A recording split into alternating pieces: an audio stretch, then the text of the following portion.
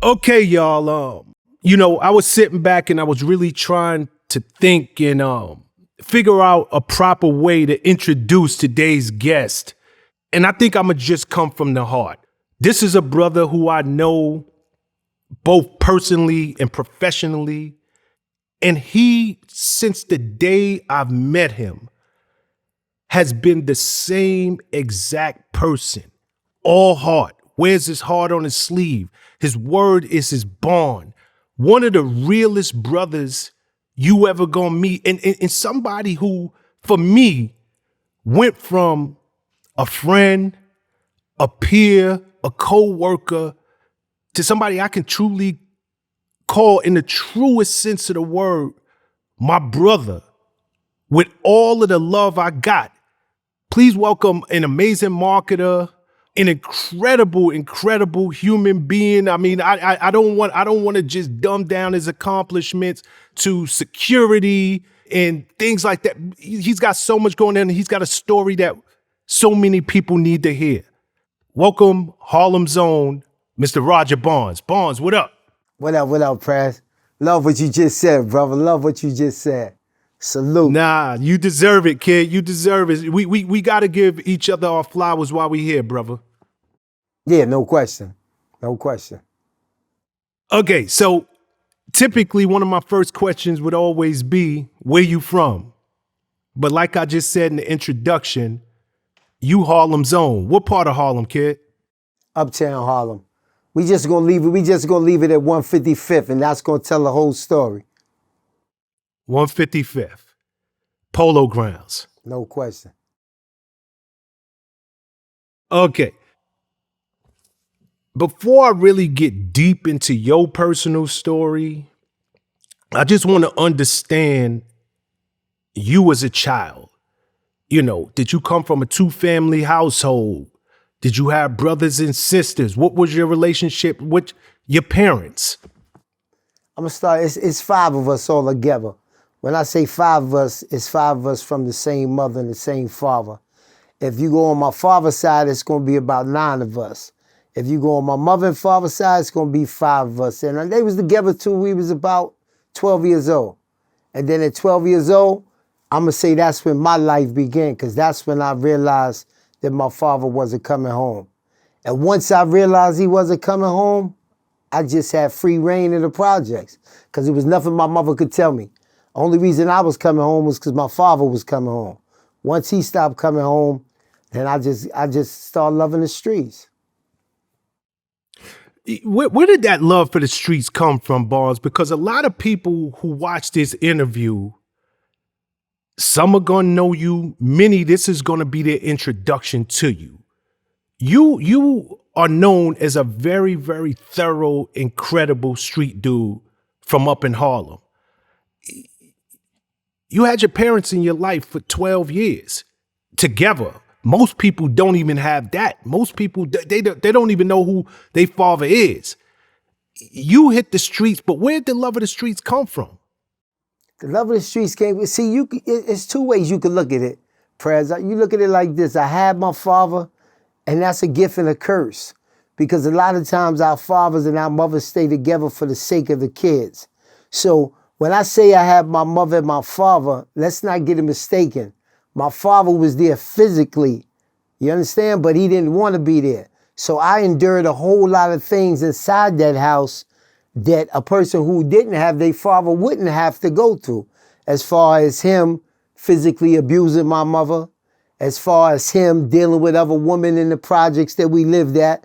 And of course, your mother might not know, but you as a child, you running all over the project, you hear things, you know things that you never ever bring home. So I think in that retrospect, having my mother and father together was really my introduction to the streets, because I wanted to get out that house so bad that I spent more time in the streets than I did at home. Okay, we talking about the 80s. We talking about the crack era. You was deep in it. How crazy was it in Harlem during that time? It was crazy because, see, you looking at my age and you saying 12 years old, and you saying, nah, he couldn't have really been doing this, that, and the other. But you got to remember, some of the people that we still emulate to this day, such as the Rich Porters, such as the LAs, we talking 16-year-old people here. We not talking about 19, 20, 25. So if a 16-year-old person is doing this, that, and the other, then you got that 12, 13, 14, 15-year-old person doing just as much. It's just that they bringing it home to a 16, 17-year-old. So when you 12 years old, we was knee deep in that street. When I tell you knee deep, man, we was looking out for the police. We was doing hand to hand. We was doing everything it took in order to acquire the things that we wanted at that age that our parents wasn't going to give us. You know, especially for people who lived during that time, it's a very different time then than it is now. Back in them days, you could have beef on the streets and you can handle it with your hands. And the guns really, you know, it was guns in the hood, but it is nothing like it is today. And I know you was a dude who moved with them guns. Like, where did your fascination come from getting your hands on them guns and eventually one day using them? It came from, man, it's crazy, man, that you asked that, because it actually came from Bonds, James Bonds, 007. That's where I got my name from. Since I was 13 years old, my name been Bonds. It ain't nothing that I thought of overnight. And it was because of my fascination with guns, because James Bonds always had different guns. It came with my fascination for girls. It came from my fascination for clothes. All three of those things at that time was in the movie theater, but it's just that it was under 007. So my man said to me one day, he said, yo, man, you remind me of James Bonds. We was coming from 125th Street, the Lowe's movie theater. You know what I'm saying? And we was coming from there, 50 Cent a movie. And he said, yo, you remind me of James Bonds. And it stuck with me since that day. So I'm going to be honest with you. I watched every James Bond movie there is. And I emulated everything he did. And one of the things he did was he kept his word. If he said he was coming to get you, he was coming to get you. And that's what stuck. That's what stuck. That's what really stuck to me. Yo, you know what's so crazy? I've been knowing you all these years and I never knew where that name came from. My word. Like, you just Bonds. Like, that's it.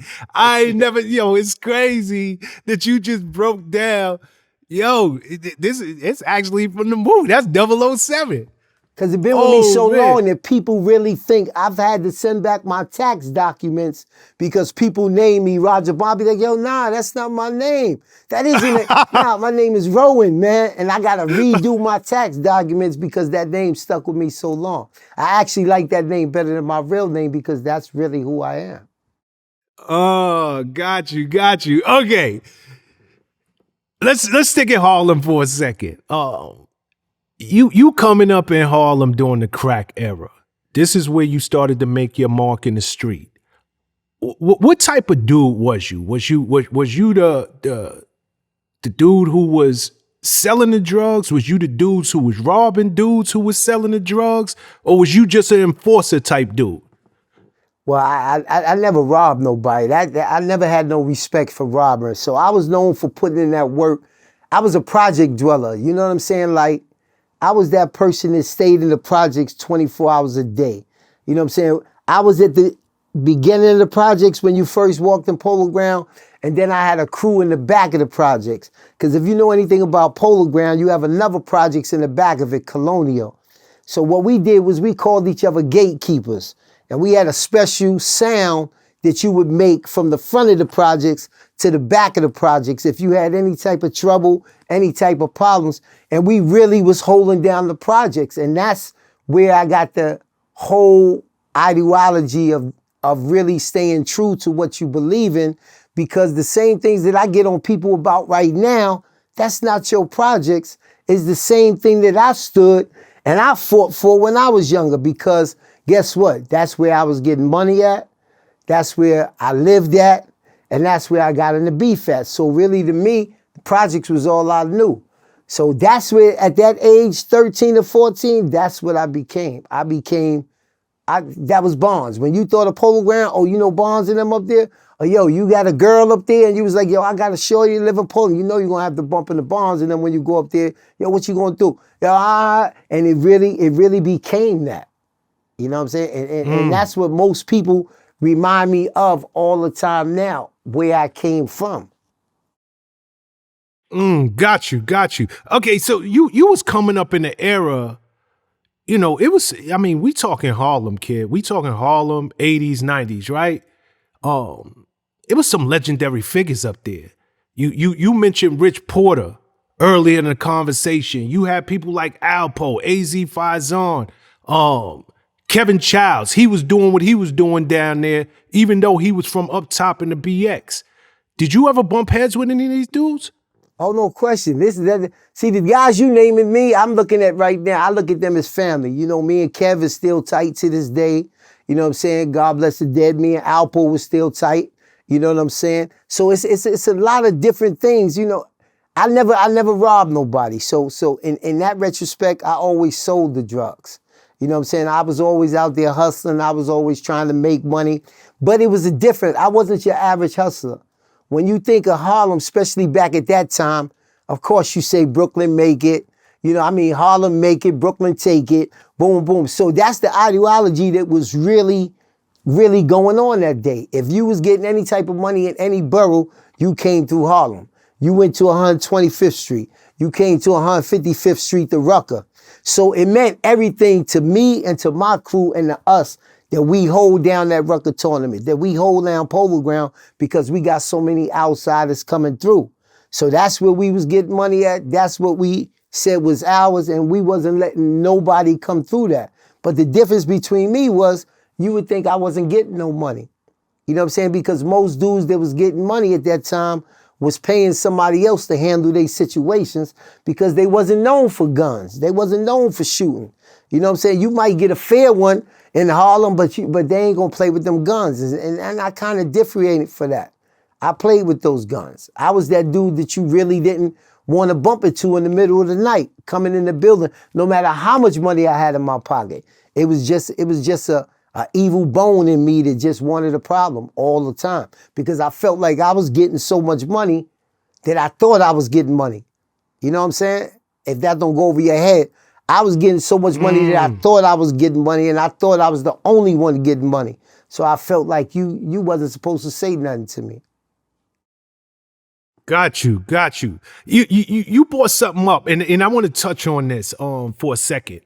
You spoke about Rich Porter, and even again Al Porno. Like, we hear about their legacies, but we forget these was teenagers. These Right. was 16, 17, 18-year-old kids Right. when they was moving like that. Right. We was in high school, man. We was in high school. When they was moving like that, we all went to high school. We all brought bagels in the morning and coffee to take inside the school to sit at the lunchroom. We all took what you call OJs to school every morning. You know what I'm saying? We ain't take the train. We took OJs. But it's just that you looked at them and you seen $100 sneakers. We went to AJ Lester. You know what I'm saying? That was like nowadays, you talk about Jordans and stuff like that. Our goal was to go to AJ Lester. Our goal was to go to Layton's on 42nd Street and get some linen pants. You know what I'm saying? At this young age, this what we was emulating the Nicky Barnes. We was emulating the Guy Fishers, and we wanted to be them. So even at that young age, we was just thinking about being fly. You know, when Rich Porter was killed, obviously you knew the man, and he died young. Like again, these is young men. He died young. How did you get the word, and how did it even hit you and affect you and your crew when Rich passed? Well, I'm gonna tell you the truth. This was in 88, if I believe. I was incarcerated. I was 19. I was already locked up for a murder charge. So when I heard about it, I was upstate New York. And when I heard about it, see, we talk about Rich Porter, and you know, he was a great dude, a good guy, but it was so many other people out there. You had Travis, you had Jason. All of these people died the same year or the next year. You had Wild Al. You had so many other people you had Doo-Wop. You had so many other people that was doing it on that level or bigger that when things like this happen, we kind of got numb to it.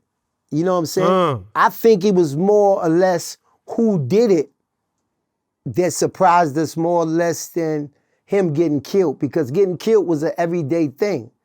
But getting killed by your man was something different. So I think it was like, oh wow, not because of the death, but who killed him.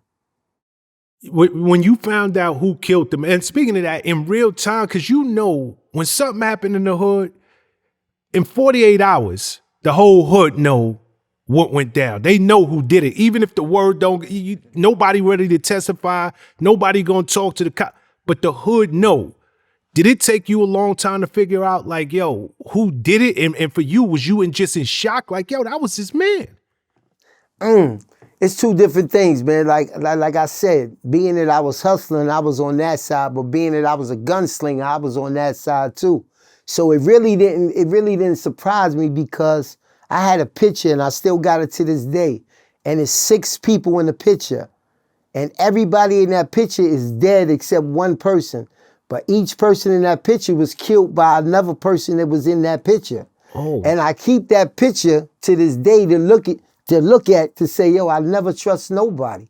So it really didn't surprise me that it was him. It was like, damn, B, I wonder what happened. It was more or less, I wonder what happened. It wasn't a surprise, like I didn't ever think it could happen, because I've been watching it happen all the time. It happened over money. Everything is over money or everything is over broad. It's either one or the other. And so when I seen it, I said, okay, now what was this about? Now, when I heard what it was about, it made sense to me. I didn't understand it, but I understood it from a street point of view. You know what I'm saying? So it wasn't nothing new. Got you. Yo, keep it in the street. You mentioned the old heads, Guy Fisher, Nicky Barnes. Yo, did you ever cross paths with Preacher? Cause he was running all up and through that hood back in the days. I'm talking about the Black Hand of Death, Preacher. The Black, I'm gonna tell you a story, all right? We from the same block, 149th between 7th and 8th, right? So back in the days, this is old news. So back in the days, I had a spot in that block. You know what I'm saying? Preacher had a spot in that block. But Preacher is my old head. You know what I'm saying? Right now, I'm 55. Preacher should be about 67, 68.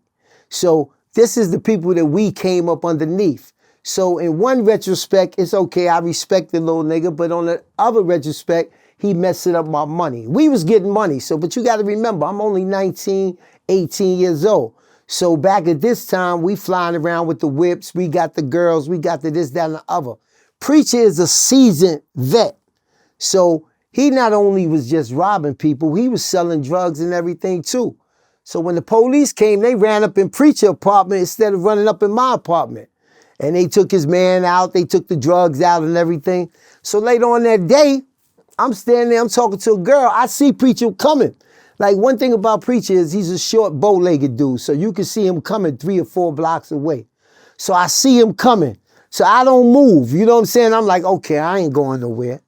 So when he walks by me, he taps me on my shoulder, and he said, Barnes, to the block right now. So I'm looking at him, but you know, I got the girl there, so I don't really want to move when he say move. So I'm like, yo, what the fuck, you know? All right, I'm coming. So he said, yo, I said, come now. So I said, okay, I jump in the car, just got to ride 2 blocks. So I'm going to tell you a real story. Preacher looked at me and Preacher said, yo, what's up? You owe me some money. I said, yo, what I owe you for? He said, yo, you know when the police came, they ran up in my spot instead of your spot. Y'all was out there making all that noise, blah, blah, blah, blah, blah, blah.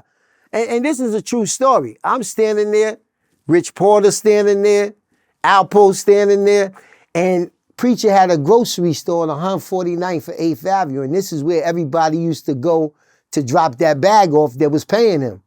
So they looking like, okay, damn, that's Barnes. I wonder what's gonna happen now. You know what I'm saying? So I'm standing there, I'm looking at them because I'm saying, yo, this is gonna either make me or this is gonna break me.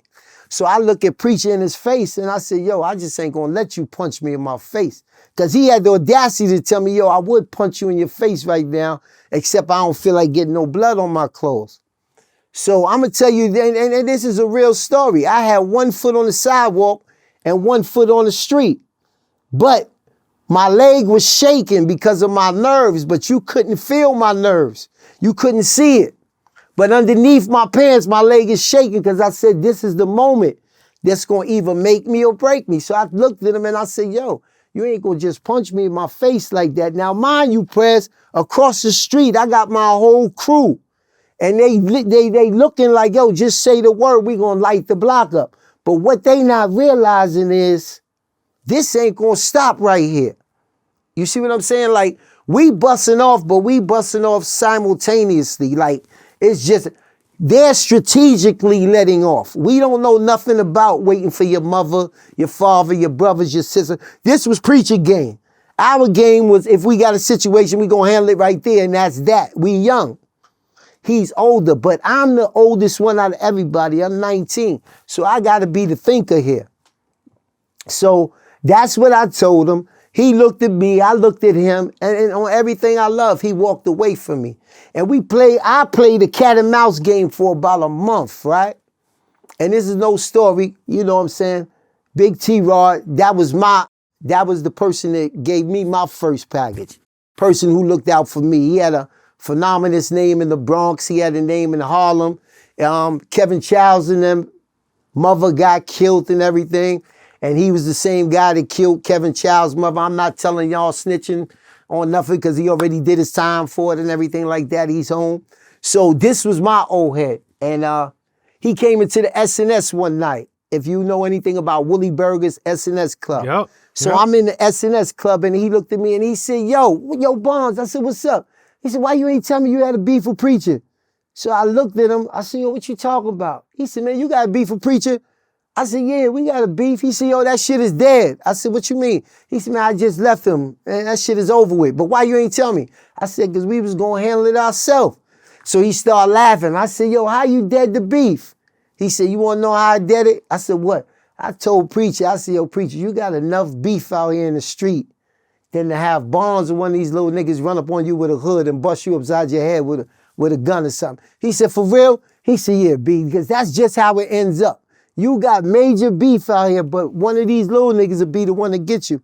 And he said, all right, tell Bonds it's over. And I swear to you, ever since that day, it was over.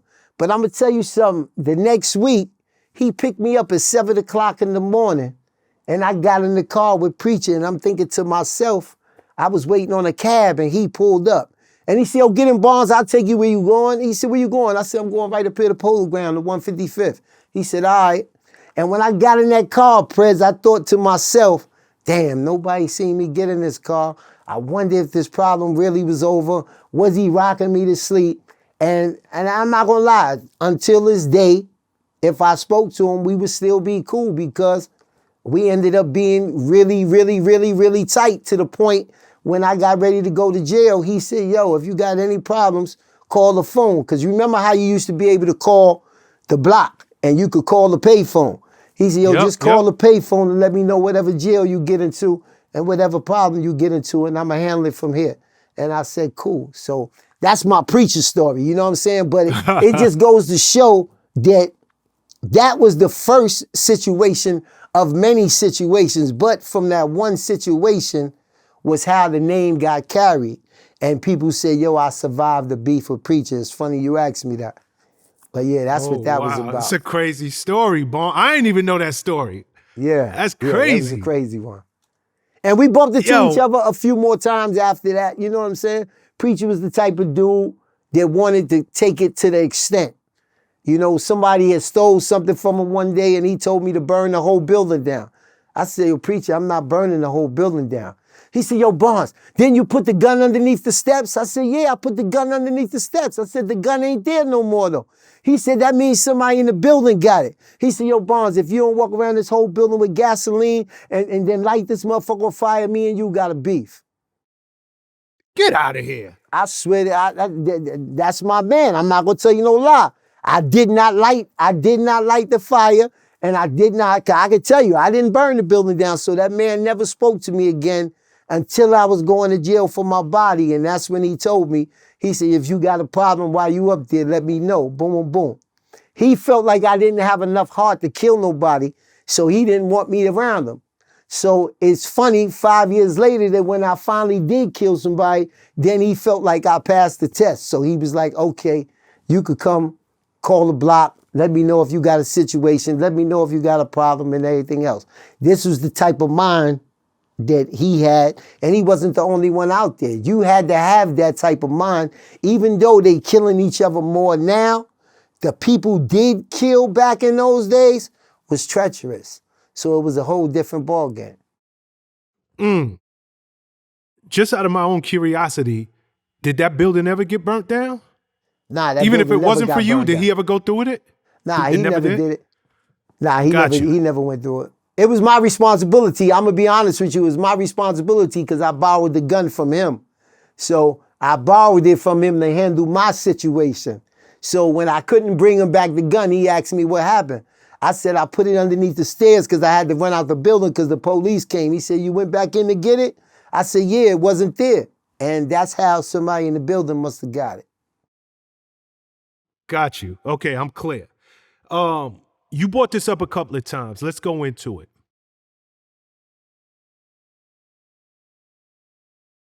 I mean, being in the streets, it's always going to end the same way. We watch the same movie play out again and again and again. Either you going to take a life, you going to get your life taken, or you going to end up upstate somewhere.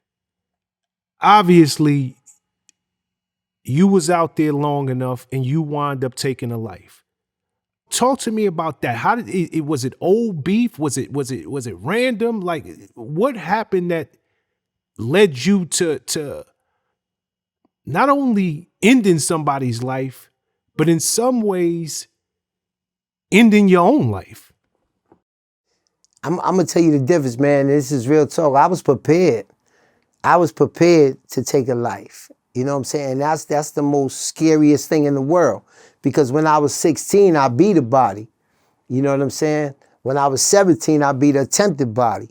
So now when I'm 19, I end up catching a body. So it was bound to happen. You know what I'm saying? One thing, if you playing with them guns and you shooting, you eventually gonna hit your target, and you gonna hit your target in a place that the target ain't gonna live again. And this actually happened. And the night that it happened, no, it wasn't no beef. It wasn't no problem. It was me being who I was. It was me being Bonds. It was me feeling that nobody could say nothing to me. See, one thing I tell people nowadays is if you got a gun on you, it's a problem solver. It's a problem solver. You trying to get home. You're not thinking about life. You trying to get home. You trying to get this over with. You trying to go to movies. You trying to go to dinner. You're not putting together the whole puzzle. You just putting together, I'm going to solve this problem in 3-4 minutes. I'm going to get rid of the gun, and that's going to be that. And that was my mentality each and every day that I got out, because we were shooting 2 or 3 times a week. So, you know what I'm saying? It's not like it was just one incident and you could say, yo, that wasn't me. I had that one incident. No. When you came to Polo Ground, when you came to 49th Street, it was a yo, I don't really want to go up there. You know, Bonds and them niggas up there. And when your name start getting like that, where people don't want to come around and people don't see things, sooner or later you bound to bump into something that's going to cause you your life or their life. And really this night, I tell people all the time, this could have been dealt with a different way. I didn't have a beef. My man had a beef. You know what I'm saying? My man had a beef, and they came and got me and said, your man beefing outside. So right now, I'm 55 years old, right? Imagine what I looked like when I was 19 years old. So I'm not that big, gruesome black dude that you think gonna come outside. You know what I'm saying? I'm a young 19-year-old dude with nothing on his face, light skin, boom, boom, and I'm coming out, yo, what's the problem? So these cats was from Brooklyn. So of course they like, yo, what the fuck is you doing out here? Like, nigga, what y'all go get him for? Not knowing who I was. You know what I'm saying? Not knowing what I was about, not knowing nothing. If the place that own the spot come get you, then common sense should tell you, yo, this nigga must be somebody. But they not thinking that way. And when he went to reach inside his car, I'm not giving you time to come outside your car. And you know what I'm saying? That's how it just ended. One person died, one person lived, and I got up out of here. So it wasn't a situation of an ongoing beef. It was a beef that happened right there. And I felt like by you coming to the skating ring, which is rooftop, you impeding on my property, you impeding on my home turf, and you not from here, and you doing this, and this is the way we gonna solve it. Cause this is the way everybody's expecting me to solve it. You understand what I'm saying? So that's why, if it was something where I didn't have my gun, yeah, guess what? We would have fought it out. You know what I'm saying? But being that I did have my gun and being that I felt like you ain't have no reason to say nothing to me, I'm going to let you have it. And that's how I felt. I got on a plane, went to Florida, and I stayed there for a couple of weeks and came back home for a couple of weeks. And then I still didn't get locked up for the murder charge. My man still got locked up for the murder charge. It wasn't until I turned myself in for the murder just so that he could get out. You know what I'm saying? And that's what brought the attention of the Tito Johnsons, you know what I'm saying, the preachers, the everybody else came back and said, yo, listen, man, we ain't seen that done since the 60s, woo, woo, woo. And I'm like, what? They like, yo, man, you just turned yourself in for murder so your man could get out. So that's what really opened the doors. What I thought was a gift, in reality, it was a curse, because that made me more stronger than I had ever been. Because it wasn't one person that wouldn't give me what I asked for. When I say what I asked for, I don't mean money. At that time, it was like the AZs, the Tito's, the everybody else. So, yo, that's Bonds. Let me get this, let me get that. They gonna give it to you just off of my loyalty. Because now they understood what the name Bonds meant, because nobody turns themselves in for a murder charge knowing they gonna go to jail just so their man could get out. So that's where I say it was a gift, that I'm like that, but it was a curse, because that opened up so many doors for me being like that.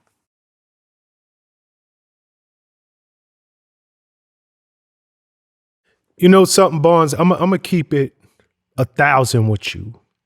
If I didn't know you, the human being, and I just knew your reputation, if I didn't have a chance to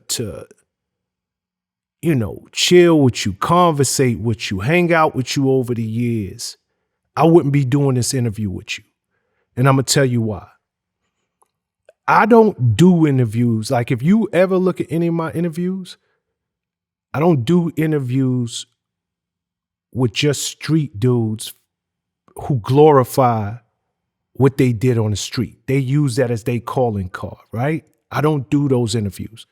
I do interviews of people with backgrounds, but they got a redemption story. They good-hearted people. And I know you, the human being, and I know what that did for you in terms of your credibility and on the streets, and you able to get stuff based on your name. But I gotta ask, the human being I know, when you sitting in that cell, is it all about I just moved up in the ranks, or is there conscious now that because all of us, when we're alone in the room by ourselves and it's just us, the four walls in the dark, that's when the truth come out. So when you were sitting in that cell in lockup, did that other side of you come out like, yo, I just took a life? I'm being honest with you. It didn't kick into me then, right? It didn't kick into me when it happened. When I got to the cell and I took a plea for 5 to 15 years, right? Mm-hmm. When I first got up there, you got to remember, I'm 19 years old. It still hadn't kicked into me, because while I was going to court, the victim mother had took the stand, right? And the guy that lived, which was the one that got shot, he had been sending me messages, because I was out on bail for 2.5 years.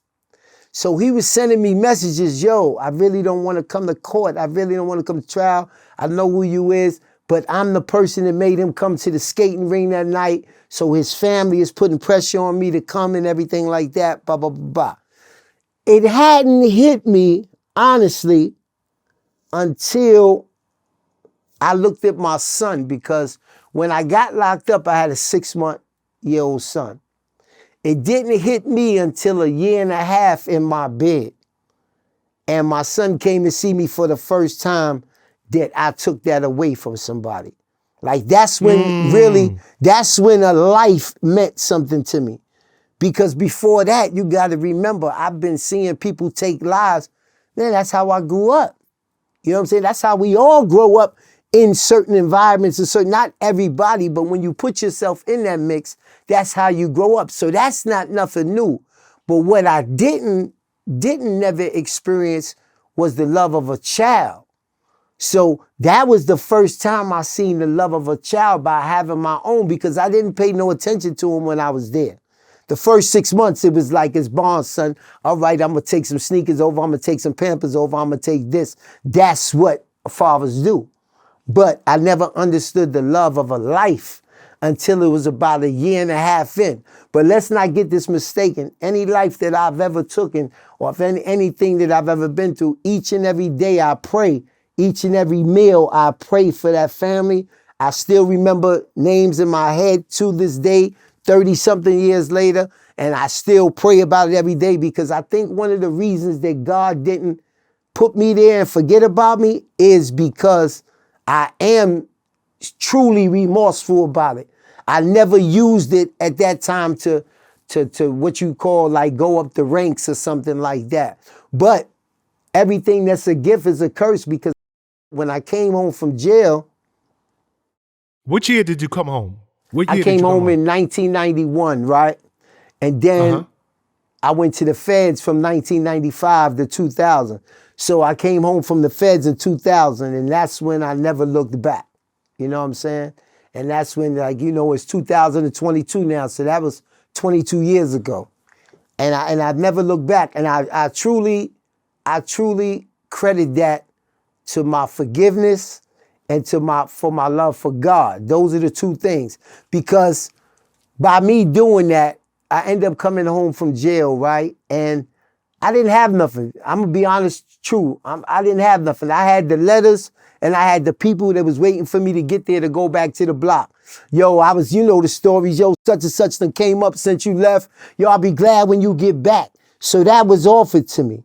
But I'm gonna tell you how God puts people in your life.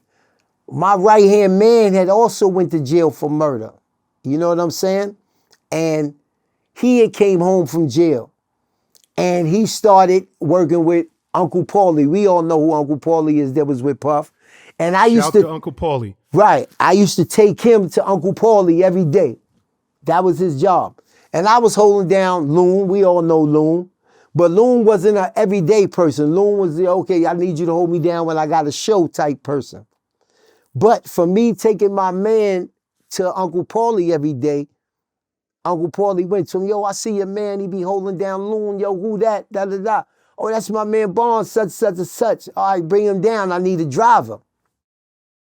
And that's how I ended up getting with Puff, through Paul, through Nick. And it came down to one day. We all remember the infamous Jay-Z and R. Kelly situation. Hold your thought, because I'm going to get there. I want to go backwards, and I just got a random question. I apologize. Right. When you was locked up, I know, a friend of yours, friend of mine, Black Rob, he was locked up around the same time. Was y'all ever locked up together? We was together in Elmira in 88. I figured y'all were. I was in C block and Black Rob was in our block. You know what I'm saying? And that's how far back our relationship go, because we met there. You know what I'm saying? All the way up until the day he died. That was where we met. So, okay, was he up there rapping?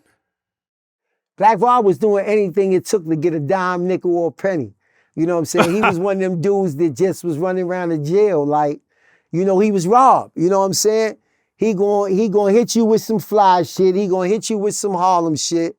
At that particular time, I'm not gonna say he was fucked up, but you know, Rob, he got the name, Rob. He'll rob you. You know what I'm saying? Exactly. You know, he'll rob you, he'll run up in your locker, he'll go up underneath your bed, but we was all Harlem, so we try to keep Rob on the right lane. You know what I'm saying? But he made a lot of money. Like, if he rapped, you had to give him a carton of cigarettes. And anybody that he want to go up against, he's gonna smash him. And he was an iconic storyteller. You know what I'm I saying? mean, you hear that in his music. Yeah, You hear that in his music. yeah, definitely. Okay, you said you came home in 91. You went back in 95 to the feds. Why? It's funny, I went back, you know, no matter how much we tried to figure it out, I still was living with that stigma of that's bonds. You know what I'm saying? So, and like I said, bonds is with you no matter what. So a friend of mine had went to the feds for selling drugs. He had lied to me and told me he wasn't selling no more drugs. But of course, the streets talk. So somebody had ran off with 5 keys of coke. And he called me from the feds. And he said, yo, Bonds, somebody ran off on my girl with 5 keys. Now the dude is trying to tell me he got to fuck my girl. He got to do this, that, and the other in order for that money to be right. Can you go holler at him? So me being the type of dude that I am, I went to see the dude. You know what I'm saying? And me and the dude got into it, this, that, and the other. Listen, ain't nothing happening to her, this, that, and the other. Come to find out, when he calls me, he was already on the phone with the feds. So when the feds come, they come to me and say, look, we can't find this guy, but we know you could find him because we was on the phone when this happened and that happened. And I'm like, yo, for real? So make a long story short, once again, I'm being Bonds. They said, yo, you could go home right now because you ain't got nothing to do with this case. All you got to do is show us where this guy is at. I said, man, y'all could pick 12 or y'all could do whatever y'all gonna do. And they gave me the maximum time for that charge, which was 5 years, for nothing but being on the telephone. So that's when I did another 5 years and I came home in 2000. Damn. Okay. You came home. Clearly, you've been home for the last 22 years. Right. How'd you and Loon hook up? Me and Loon grew up together from kids, really my brother. I got a little brother that's 8 years younger than me. So him and Loon was really, really close friends. So, you know, I was their OG. So when I came home, it was the same thing. You know, Loon had signed his deal. Yo, who we gonna get from uptown that we know gonna hold us down? Did that, yo, you know, Bonds is home, da-da-da. So that's how me and Loon hooked up. Okay, a lot going on in Harlem. You got a whole lot of connections, but I'm segueing because a lot of people know you for your relationship with Bad Boy, your relationship with Puff. Right. Another Harlem legend, ASAP Ferg's father, D Ferg. Right. Before you even got in the Bad Boy camp, this was your dude, and he got an interesting story with his relationship to Puff and the Bad Boy. So was he part of the reason that you even came into this camp?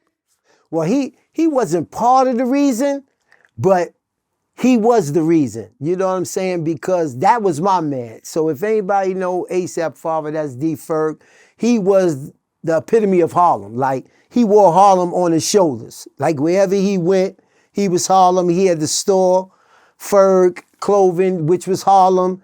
He had the connection between Harlem and Queens. His man was Supreme. You know what I'm saying? So these dudes all came uptown to see Ferg.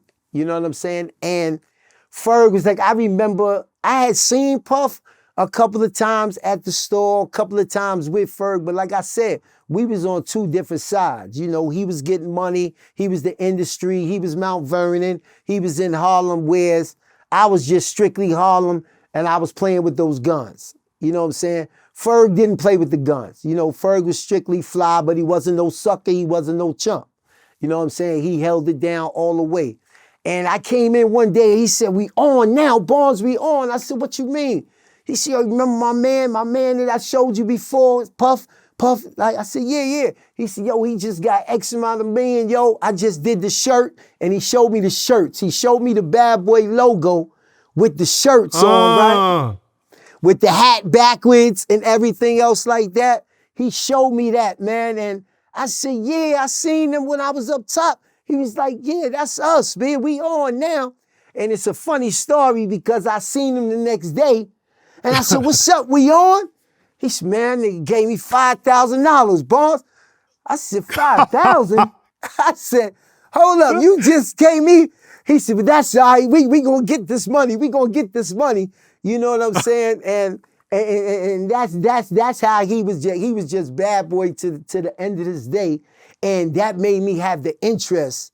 And when I went back up north and I came home from jail, it was like me and him was together. So I'm like, yo, what's up with this bad boy thing? He like, yo, you know, main man doing this thing. I said, yeah, this nigga's huge. Like this Diddy, like what you doing now?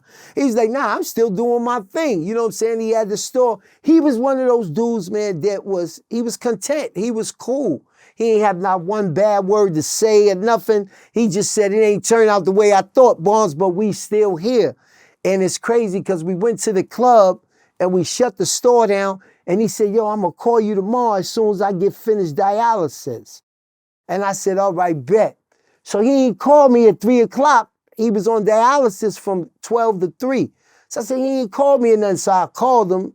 And his girl said, Barnes, he just passed on the dialysis machine. You know what I'm saying? So that's how that went. You know what I'm saying? I hate to talk about my man like that. You know what I'm saying? I get in my feelings with him. You know, he's a great dude. You know, and to see his son doing what he doing now is a blessing, man. It's a blessing. Nah, R.I.P. D Ferg, real talk. Like you can't talk about Harlem and not mention him. So I had to bring Puff him came into the to the story. funeral. You know, he talked at the funeral. As he should. He handled his business at the funeral and everything. I just wish we all could have been together, especially now that I was coming into the camp. That would have just sealed the whole thing up. Okay, you alluded to where I want to go earlier in the conversation. Best of Both Worlds tour. Jay-Z, R. Kelly. This is kind of the night that you really, I guess, got you cemented your way in the life of Puff. What happened that night? And how did you really go from, okay, I'm holding Loon down and I'm driving, doing whatever, to now I'm side by side with Puff damn near every day? It's funny. It's funny how that happened because, like I told you, my man Nick was there. My man Nick is the one that brought me in. If you remember back then, we had the studio at the same time. So we needed security at the studio. We needed security at 1440 at that time. 1440, we needed security everywhere. So my man always was like, always would beat somebody up. You know what I'm saying? So Puff said, yo, B, I can't have him with me no more. You know what I'm saying? He a good dude. I love him to death, but let's put him at the studio. And let's get the other one that we got at the studio with us. You know, your driver, Paul, your driver. So what happened was, you know, of course, Paulie want to stay in the car. Love you, Uncle Paulie. He like, yo, man, hey, you know, you go in with Puff this night. You know what I'm saying? So me and Puff walks in, and as R. Kelly is performing, the lights go out in the whole joint. Like, it just go black. So I'm reaching for Puff because I can't see nothing. So I'm holding him, and then when the light come on, he said, yo, was that shit for real? I said, yeah, and then R. Kelly dropped the mic and walked off the stage, right? So Puff took off, and I'm gonna give it, yo, this is the first night that it's really just me and him, and this is the first night that I as a man, I respected him as a man because he ran from that audience and he ran straight backstage. Of course, security moved out the way, and he ran straight backstage, and he told Jay, he said, yo, what's up? So Jay was like, yo, this nigga just walked off on me, yo. And I ain't gonna lie, Puff took the chains off his neck, put them around Jay's neck, and he said, yo, this is New York. We here. And if you remember, Ja Rule and R. Kelly had a big hit together. So Ja Rule was there to perform with R. Kelly, and Ja Rule turned around and said, nah, I'm rocking with you. We gonna hold it down. Mary J came from the audience, said we gonna get him a show. But at that same time, R. Kelly must have realized what he did, because him and his whole crew was on their way back to the stage. So if you ever been in back of Madison Square Garden, you could see them all walking up, guns in their hands. Security had the guns out and everything. And I'm like, oh shit. So Tata jumps up, and Tata got some mace in his pocket. In my mind, I'm saying, fuck is this mace gonna do with these guns? But Tata, the dude tried to get on stage, Tata started spraying the mace.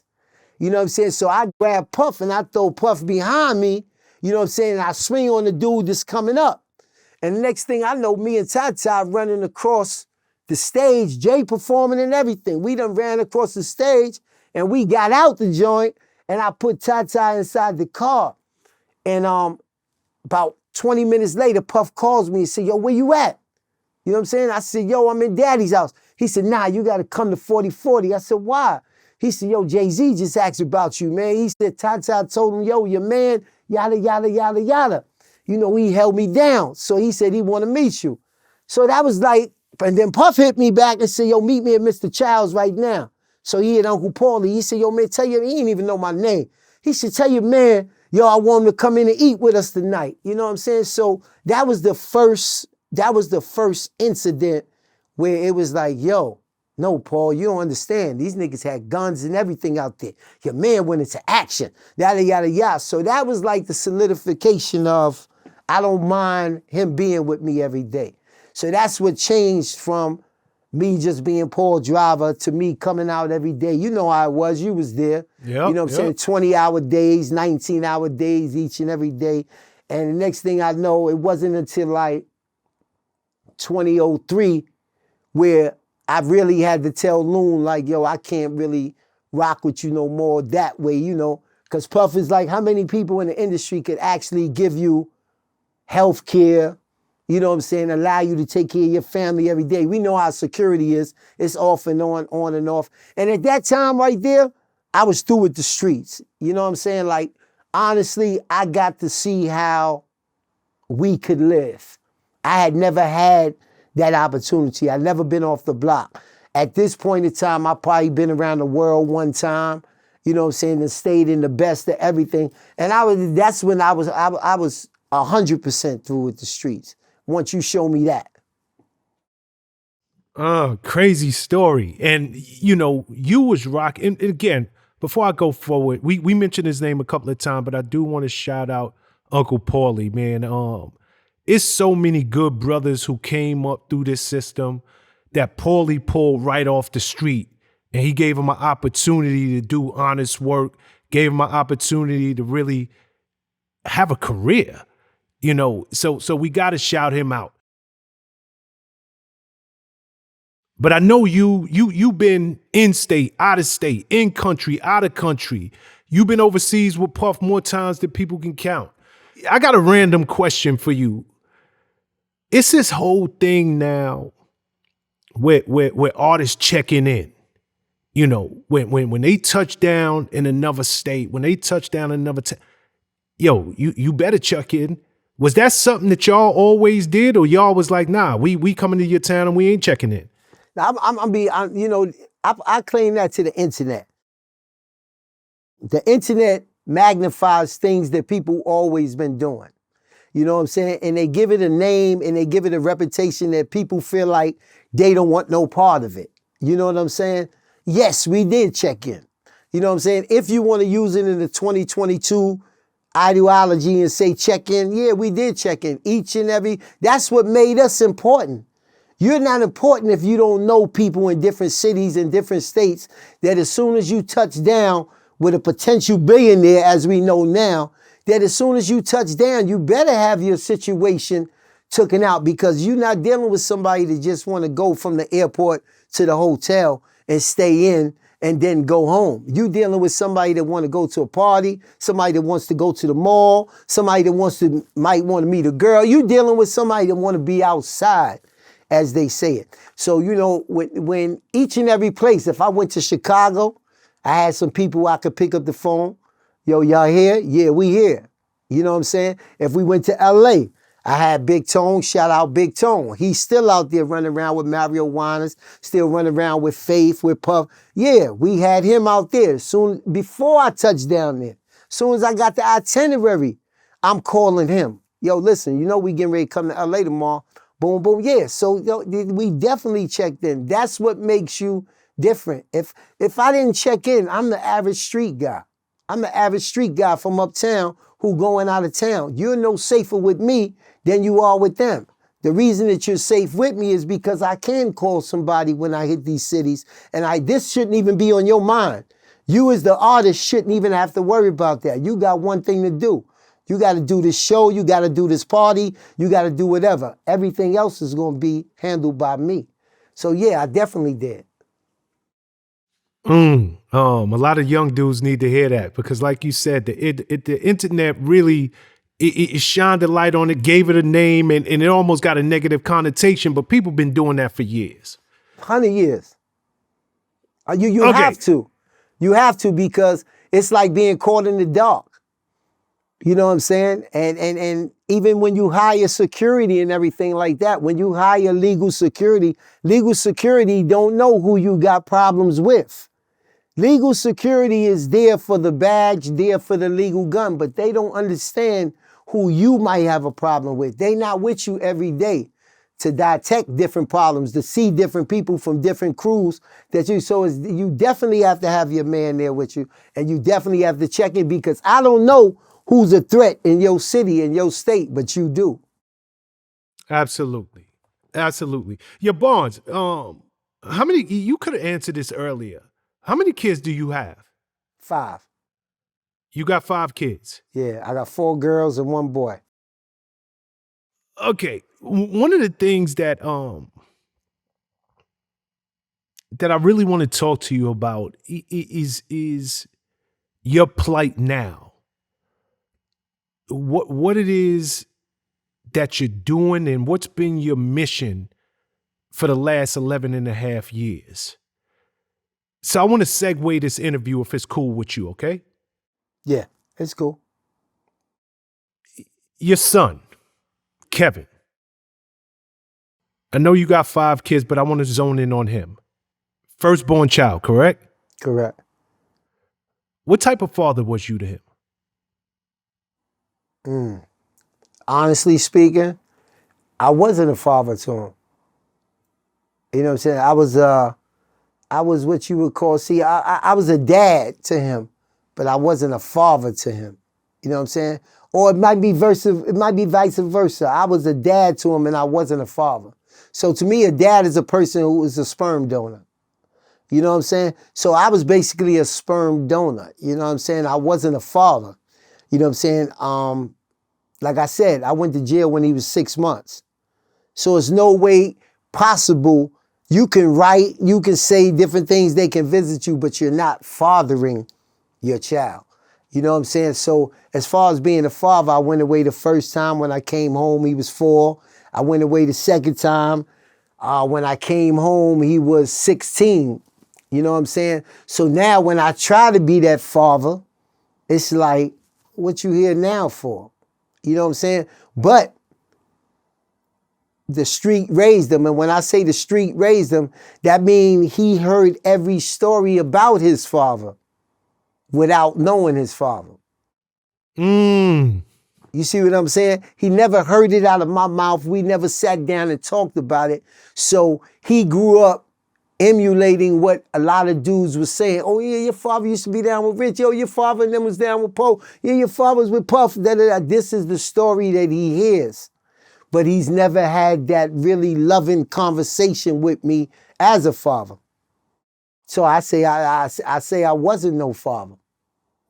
I was worrying about, you know, so many of us worry about how we gonna look. And in reality, I was worried about how I looked each and every day. The clothes that I wore, the cars that I drove, and the only thing that I did was just drop some money off with his mother.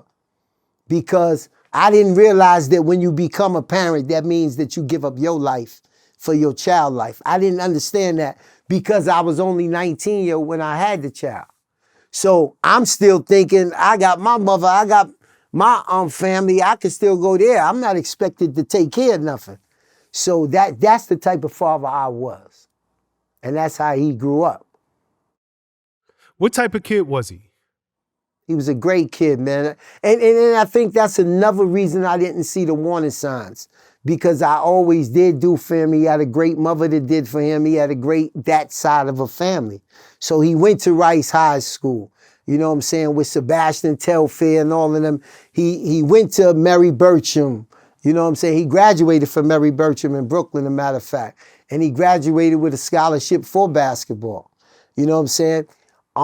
he went to Kenny Smith basketball camps, and Kenny Smith told him himself, he said, yo, he bust Sebastian Telfair and them ass. He said, but Barnes, he got one problem. I said, what? He said, he plays the ref too much. He got an attitude problem, and that's gonna stop him. So it stopped him from getting a 4-year scholarship, but it didn't stop him from getting a 1-year scholarship to the same school Lamar Odom went to. It's in Albany. And what they do is they get you ready to go to the D1 school the next year.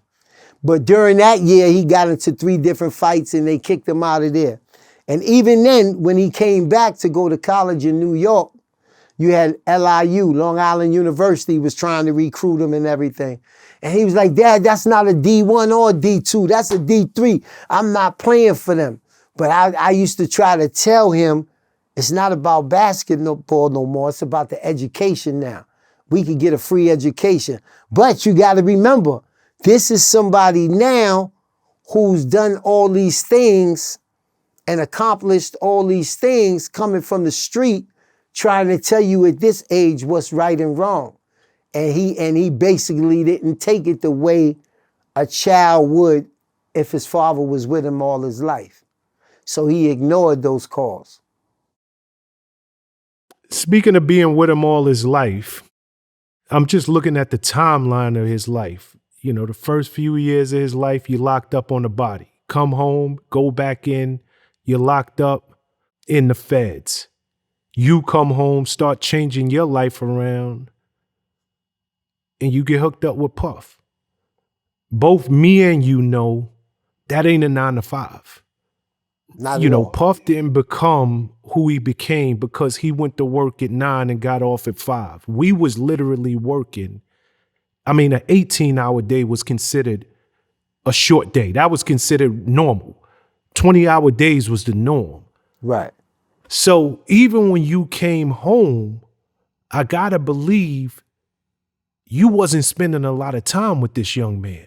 At all. Like, when was you making time to even see him and form that bond with him? It wasn't no bond there. And when it came to the point, I didn't realize the things that was damaging, because on the forefront, we think as long as we got money, everything else is okay. Mm-hmm. And Problem solved. it's not that way. But you feel like as long as I could take him this, as long as I could buy him this, yo, I sent your mother that, it's cool. But you're not seeing mentally. I didn't see mentally where my son was. It wasn't until after he was incarcerated here that I found out that he was trying to live my life all over again. And it wasn't until then where people even told me, yo, Bonds, I ain't know Kev was your son. There's people that still walk up to me now, yo, I ain't know Kev was your son. Oh, yeah, Kev used to always, yo, his nickname is Schoolboy. And yo, I knew my son was getting all A's and everything, but what we didn't know was that when my son came home, he took off his shirt, he took off his tie, he changed it to these different other clothes, and he was outside trying to live his father life. And so many people tell me that it's not until now where I really get to talk to him where I hear these things from him. So even though I wasn't in his life every day, he wanted me in his life every day. So he made himself me. And he watched everything that I did, everything that he heard. Whenever I was on the news, whenever I was in the paper, whenever a picture of me and Puff came up, he had every single thing. So if I would have knew that, then I would have knew that he was headed towards doing something or being involved in something that he had no business being involved with. Before I move the interview on, I just got to ask, I'm a father just like you. How, you know, you're very transparent, you're very open when you talk about, how does it even make you feel knowing, yo, my son wanted a relationship with me, you know, and I just wasn't there. You know, for even if it was for good reason, I'm working. I'm thinking I'm doing the right, because there's somebody who's listening to this today who they putting in the hours and they telling themselves, because I'm providing, I'm a parent. That's what make me a good parent. Not realizing it's no substitute for that time. So when you sit back and you even hear your own words, like, what does it do to you as a human being? I'm be honest with you. One of the best things that happened to me was 2012, 2013. I found out I had diabetes, right? I actually fell out in the bathroom in Puff House. You know what I'm saying? We was living together in Beverly Hills, and I fell out. And it happened to me again 3 months later. And then that's when the doctor told me, he said, listen, you can't live this life no more. You're going to have to figure something out. You can't do this. So that's how I ended up leaving by Puff's side and going to deal with Ciroc, right? So by me dealing with Ciroc, there was no more 19-hour and 20-hour days. So that gave me the time to really like focus on what my son, cause see what you saying to me went all the way on. And I like to be transparent. I don't like people to think that I'm making nothing up. It wasn't until I left Puff's side, because my son got locked up in 2011. I left Puff's side in 2013.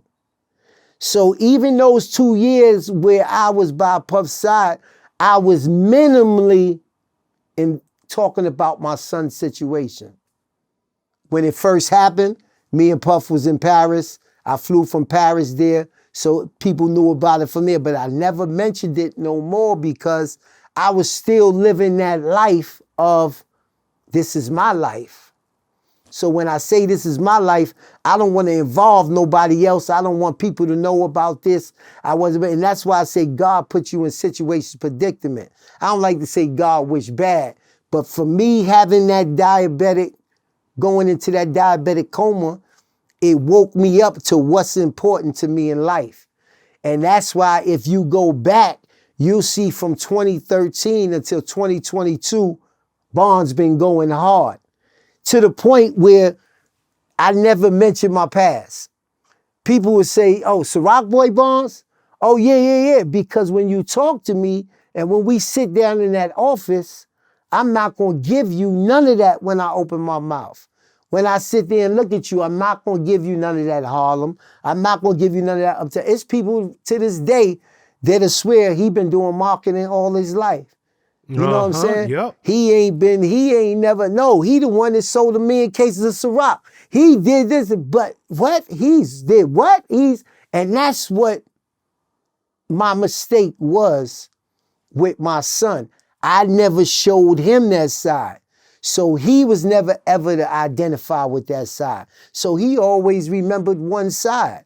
So even when we sit down and talk now, and he says some of the things that I would have said 20 years ago, I have to check him in and say, yo, no, this is not the way to think. This is not the way to be. And that's why I'm so transparent with it, because I want not just kids, because my son is a man now. He's 34 years old. He's been down there 12 years. You know what I'm saying? So he's a man now.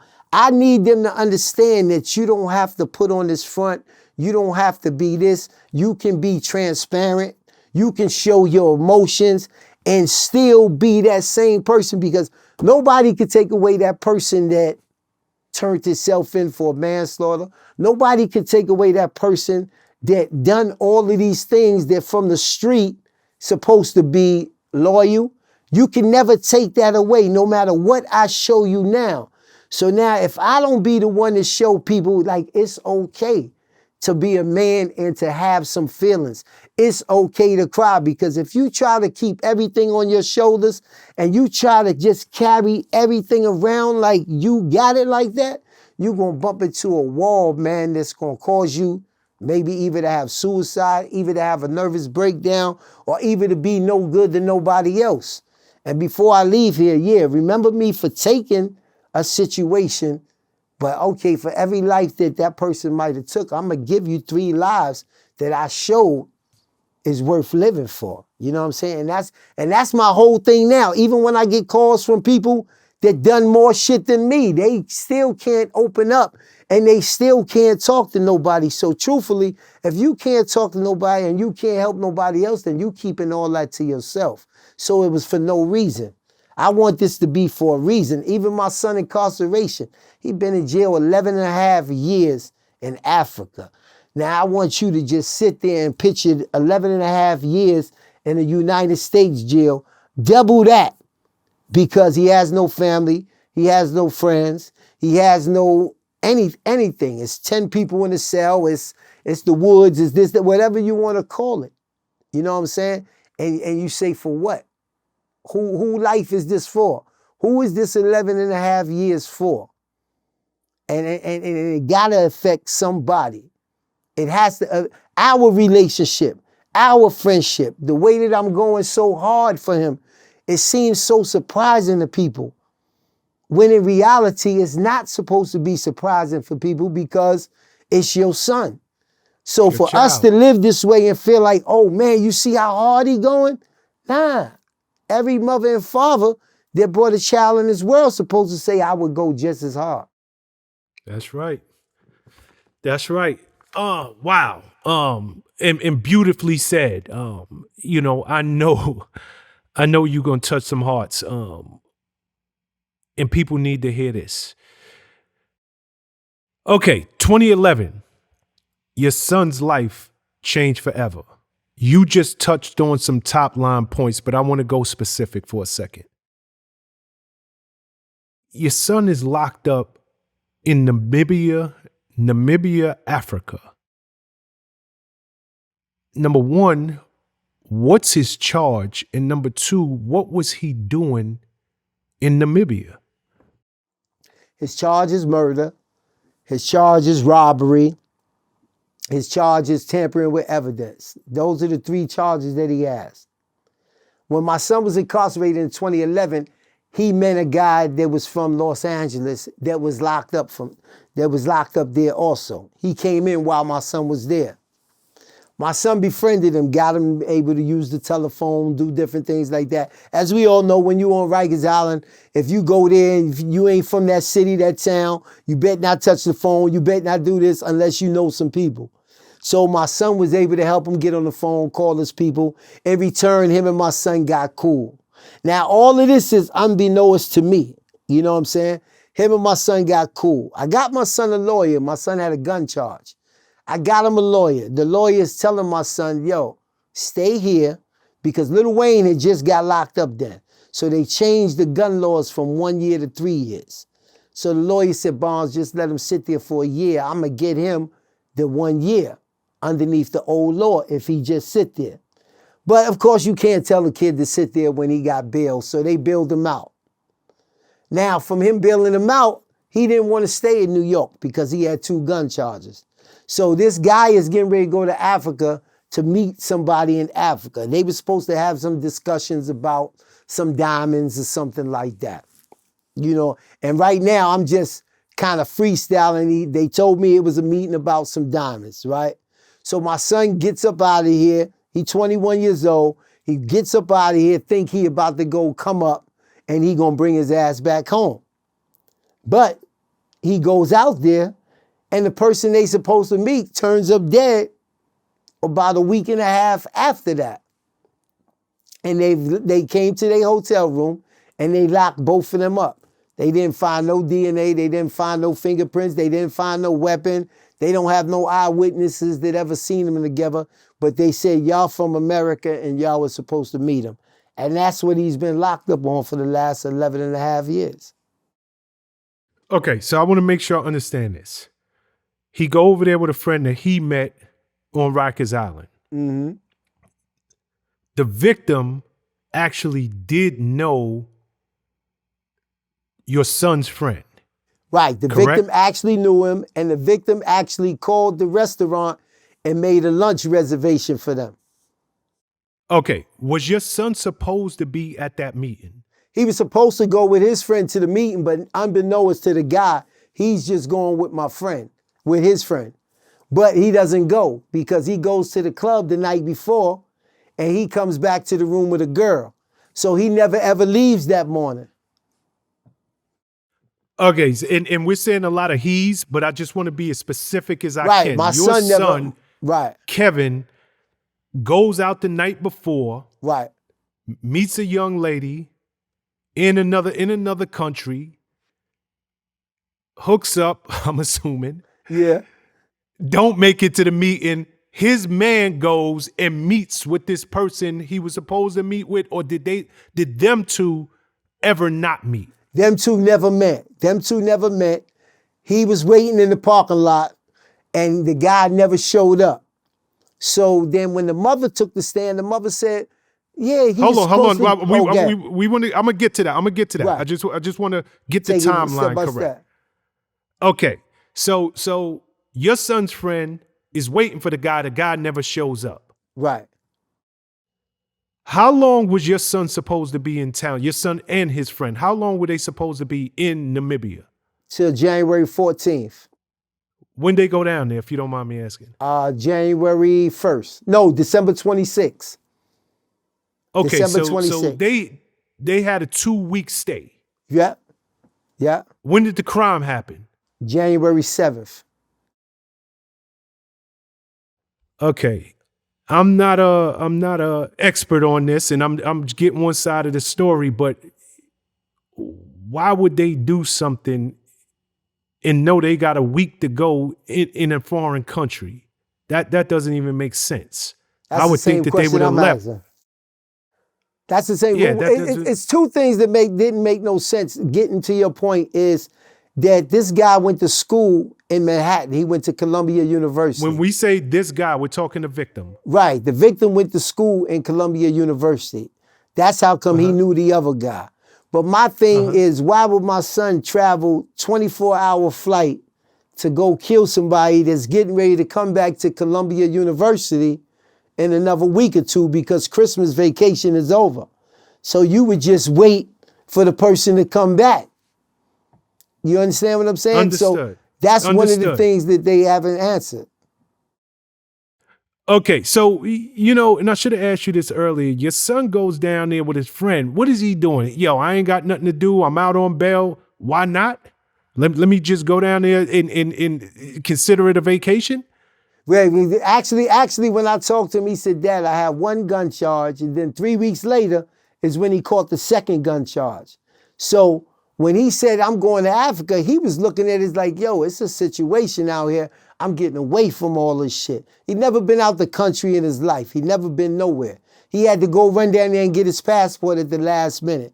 So he said, man, I'm gonna go down there, I'm gonna take some pictures. I ain't never seen no girls or nothing down there. And he was modeling at this time. If you remember, that's when Tyson Bedford and all them was out. So they had the tattoos and everything. You know, my son's 6'3", curly hair. He got the tattoos on, so he's down there. He said, yo, I'm gonna kill him with these pictures. This is his exact words to me. Yo, I'm gonna kill him with these pictures, right? And to this day, he still got a girlfriend that he met. He said, Dad, I was running around trying to meet shorties. And it's mind-boggling to me that he met a girl in the mall that one day, and that's been his girlfriend for the last 11 and a half years. You know, her mother, her father go visit. To this day. I'm assuming she's the one that came to the hotel at that night. Nah, you're assuming wrong. You assuming wrong. You're assuming wrong. See, that's that's the time my son was on. So while his friend was there to go on a business meeting, my son really was just there just to have a good time. I'm going on a trip, and when I get back, I'll deal with this case that I got to deal with. Okay, got you. So, needless to say, the victim never shows up. Right. Your son's co-defendant comes back to the room. Right. How long was it before the cops run up in that room? 2 hours. Same day? Same day. How, okay, did you, I mean, and I get it, you're up here, you're getting word second and third hand for something that is going on in another country. 2 hours, how did they figure out who to even go look for in 2 hours? Because it's a small community. You know what I'm saying? It's Namibia. So it's not like when you go to Johannesburg or you go to Cape Town or even Nigeria. Namibia is a small town, so it's really a couple of places that you could call and see if two Americans were booked there. and they called they had like bed and breakfast spots. So they called one bed and breakfast spot and said, yo, is the 2 Americans staying there? Yeah, it's 2 Americans staying here. So you stand out like a sore thumb. So as soon as they heard that, they rushed right over there. So it was and when he first got incarcerated, he was incarcerated just for weed, because when they first came over there, they was in the room smoking a joint. And that's what they got locked up on until I landed in Namibia and was going to bail him out. And that's when they hit him with the murder charge. Understood. So 2 hours after this victim loses his life, the cops run up in the hotel, they arrest your son and his co-defendant. Right. Because you mentioned this earlier, so I want to make sure I got my facts straight. No DNA, no weapon, no anything did they find. They just find 2 young men smoking weed. That's what they get arrested on. How does it turn into a murder charge? It turns into a murder charge when the victim's mother says, I know that he was going to meet 2 Americans, and this is where he was going to meet the 2 Americans at. But the place that they said that he was going to meet the 2 Americans at was the restaurant that he called and made a reservation for. But the place he got killed is all the way on the other side of town. So they asked the mother, they say, is it possible that he could have stopped to see somebody else? And the mother said, yes, anything's possible. You know what I'm saying? I'm just telling you that he was supposed to meet them over here.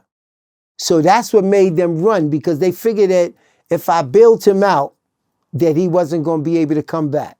So what they did at that point in time is they snatched the passport, because the bail was only 300 Namibian dollars, which is about $30 of our money, $40 of our money. So once I bailed him out, they snatched the passport and said, no, we giving him a murder charge now. So it's just so many, it really boils down to them really just not letting them go, because you don't have no evidence. And when they came in the room to search them, they just picked up the telephones, they just grabbed the computer, took the computer over to the victim mother house. Like they did nothing under procedure. They searched 2 times, they never found nothing. And then it just finds it funny that they searched the 3rd time. Now, they searched the 3rd time with nobody being there, which is against the law, because you either gotta have the people there that you're charging with the crime, or you gotta have their lawyer. They didn't do neither one of them. They didn't bring them back, and they didn't tell a lawyer. So when they did this, they said they found a gun barrel and a silencer. So we just found it funny that the 3rd time that y'all searched by yourself, this is what y'all found. Then they're ballistic. When you say they searched 3 different times, is it 3 different times in the same day? No, 3 different days. The 7th, the 9th, okay, and I'm asking 11th. you this. I'm asking you this because, I mean, it's a bed and breakfast. People went rent rooms. Was that room off limits? Was nobody else allowed? Nobody else was allowed in that room. Okay. Nobody else was allowed in that room. Technically. Right. We okay. Got you. Okay. I'm gonna get back to this part of the story, but I want to go a little bit backwards. Okay. Your son gets arrested. It's not like you were in Africa. How did you get word of this, and where were you? I was in Paris. That's me and Puff was in Paris. That's when the album had just came out. The Paris album had just came out. So we was over in Paris promoting it, and his baby mother called me on my cell phone. And she told me Kev was locked up. I said, huh? He in Africa. What are you talking about he's locked up? She said, yeah, he's locked up for murder in Africa. And then I flew from Paris straight to Africa. Puff was like, yo, you halfway there now. You might as well go from here. And I flew from there straight to Africa. Okay, got you. So when you got there, he's locked up already. Yes. You know, I've obviously been to Africa a few times, but for somebody who is not from the country, I gotta assume that their jails are very different than ours. Like, when you go to see your son the first time and he's locked up, what are the conditions he's under? Can you help us get a sense of what an African jail / prison looks like and the condition? Because you mentioned there were 10 people in the. What did you see? Me, what I seen a lot of dirt, and I just seen a building. And when I came in, it was just a bunch of police there and a bunch of windows where I could see my son behind the window.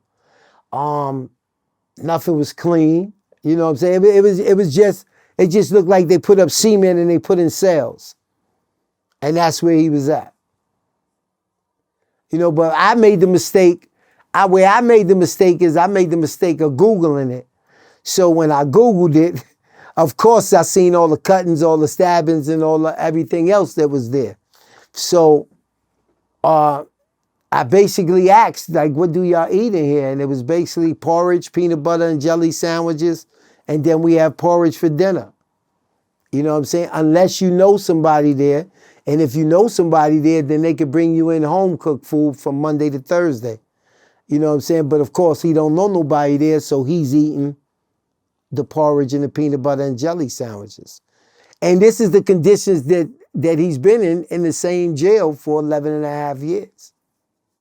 Okay, let's talk about that for a second. And you mentioned porridge and peanut butter. Up here is commissary. Does he have commissary down there where he can get real food and get money on his books? No, he doesn't have any of that. They just started because of COVID. They just started having a store there because of COVID where you can order certain stuff, but they charge more than the actual store because they want to make profit. Whereas here, when we go to commissary, we either get it for the price that it costs or we get it for less. You know what I'm saying? Over there, being that it's a new program and they just starting it, right now they're in for it for profit. So you're telling me your son's been locked up now for 11 and a half years. Yeah. One thing I want to shine light on that you touched on earlier, but it's necessary. Your son is not upstate New York. He's not in the States. He's literally, if you take a plane to Africa, that's a 24-hour trip, like 24 real hours. Right. Up until COVID, they didn't even have a system of commissary where this boy could get anything different. So if it wasn't for either the young lady that or her family who goes to visit him or bring him food, he was eating the same peanut butter and jelly sandwiches and porridge 7 days a week, 365 days a year? Yep. Wow. Yeah. Wow. Yeah. I mean, you know, lucky thing for her because I left her a green card, you know, the green dot card, so I could call from this side, put money on the card, and she could go to the store and take him some stuff. But now she can't even do that because they don't let nothing in from outside no more. So everything you buy now, you have to buy out that store now. There's no more home packages at all, period. So now it's even costing us more to feed him because they don't charge the same prices that they do in the store. They charge more prices, in which my son has a lawsuit in. My son has a lawsuit in now to get them to lower their prices in. You know what I'm saying? So, you know, the kid is a very smart kid, like I said. He went to college and everything else. So even in these 11 and a half years, he's mastered 3 different languages. You know what I'm saying? He speaks Africana. He speaks colored, which are 2 different languages. You know, so light-skinned people in Africa speak one language, dark-skinned people speak a different language. You know what I'm saying? One is Africana and one is called colored. So he speaks that fluently, you know what I'm saying, as well as speaking American. So everything that you could do there, the kid is they do whatever they want to do with him. They put him in solitary confinement for 19 months. He was locked up for 19 months for 24 hours a day. You know what I'm saying? Because his co-defendant tried to escape. He didn't try to escape, but they still went to his cell and put him inside. They built him a cell. Like he says, Pop, I actually watched them build this cell and then put me in it. He said it took him 2 weeks to bail, and then they put me in it for 19 months. He has another lawsuit against that. All of these things we are fighting, and the embassy is just sitting there saying, okay, well, we don't get involved with foreign policies and stuff like that. When we all know that's a lie. We watch them get involved with different people that's incarcerated all the time. But this is the mental things that they put him through. And they put him through this because they figure he will crack. And he's like, I don't have nothing to crack about. So this is the abuse that they putting him through. And this is the abuse that we're seeing him go through. I just left there a week ago. You know, I know you've been down there from time to time checking on your son. I got to ask you a couple of questions. Number one, have you ever sat down as a man on one of your trips down there and asked your son straight up, did you do what you're accused of? And number two is the most obvious question. It's 11 and a half years later, and the trial just started. How is that even possible? I don't know of any cases that can drag on for 11 and a half years before they even start a trial. Well, this trial been going on now for 6 years. Excuse me? So it started 6 years ago? Yeah, the trial started 6 years ago. In between these trials, see, over here in America, we start trial, we finish trial. And that's what it is. Over there, they don't. Over there, you get week a trial this month, a week next month, a week the month after. Then they might take off 6 months because the judge got other cases and things like that. In my son's cases was a lot of that, but in my son's case, he got rid of 6 lawyers himself. His co-defendant got rid of 9 lawyers because each lawyer that came in there with the notion of them being guilty, the notion of what were you doing down here, the notion of that you're American, the notion of, just take this time and go about. And my son is stuck on his principles. I did not do this. I have nothing to do with this. I don't want you to represent me if you feel this way. So throughout this 11 and a half years, periodically, it has been times where he had legal aids. And when he had those legal aids, he had to get rid of them. And that was one of the things that made me really, really, really go so hard to get this private lawyer who not only was just private, but you got to believe what my son say if you're going to represent him. I don't care if he go through 20 lawyers. People try to say, oh no, but he's holding it up himself. No, he's not holding it up himself. This is his life in jeopardy. And if you don't believe me, I don't want you representing me. So they used a lot of that to hold off because to this day, like I told you, all these things that they don't have, they still put off. And it seems like to me, like before this trial is over, we looking at 15 years. So even though they don't have nothing, they might be satisfied in themselves knowing that, we just made him do 15 years. And as I talk to people like Akon and different other people who've told me, Boo, different other people have told me, like, your son could have actually went to trial in the United States for the murder in Africa because it's federal. So it's just a lot of things by him not being rich and by him not being famous that I wasn't woken up to a lot of things that could have happened. Insane. So your son has been going through a trial for 6.5 years. Been going through a trial for 6.5, yep. When do y'all expect this trial to be over? Well, like I just said, I just left there and the state is still on trial. So the state is calling anything and everything that you could name as a witness to be a witness. They even called the young lady that spent the night with my son that night. And she was like, yeah, I spent the night there, but nothing happened. Okay, cool. But she said, I spent the night there, you know what I'm saying, that he was there. The maid said, yeah, the light-skinned one was in there. They even got people that called the room for his roommate and said, no, he wasn't there, but the other American was there. So it's things that they know that my son was there. You know what I'm saying? They know that my son was innocent. You know what I'm saying? It's just that my son is not cooperative because he feels he has no need to be cooperative. For what? I didn't do it, and that's that. It all lies on you to show something different. I'm not worrying about you showing nothing different because nothing different happened. But what I am worried about you is covering up what really did happen. And that's what we dealing with 11 and a half years later. Okay. You know, you just mentioned, and I was going to get to this, you know, he has an alibi. There's a young woman who was there, and she doesn't owe your son anything. It's not like they stayed together after this. She could have easily been like, yo, you know what? I don't want nothing to do with this. I got to live down here. But she said, yes, I was with him. The maids, the people who cleaned the room. Yes, the light-skinned boy was in the room. Your son clearly has an alibi, but he's still on trial, if I read my notes correct, with a co-defendant. Why isn't these two trials separate? You know, I don't know if the co-defendant has an alibi, but your son does.